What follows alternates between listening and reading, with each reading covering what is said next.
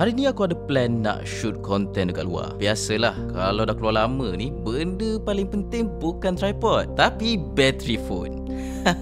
Dengan bateri 6500 mAh Blue Volt battery dari Vivo V50 Lite 5G, aku confident boleh shoot seharian tanpa perlu risau pun pasal powerbank. Sebelum keluar, aku check lah phone. Alamak, semalam tak cas langsung. But chill je.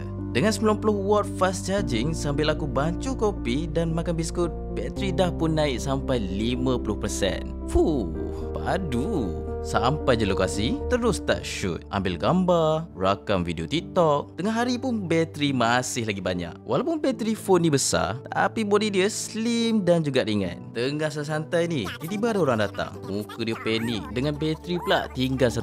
Aku pun apa lagi, tolong je lah. Reverse charging on. Ujarannya renjai pula. Tapi aku teruskan je. Vivo V50 Lite 5G ni, dia ada IP rating 65 yang mana tahan air dan juga debu. Serta SGS 5 Star Military Grade Drop Resistant Certification. Kamera dia pun memang padu habis. 50 megapixel sensor Sony IMX882, ada 2x golden focal length sesuai untuk portrait outdoor. Group foto tak jadi masalah sebab ada 8 megapixel ultra wide 120 FOV. Selfie pun clear dengan 32 megapixel depan plus aura light lagi.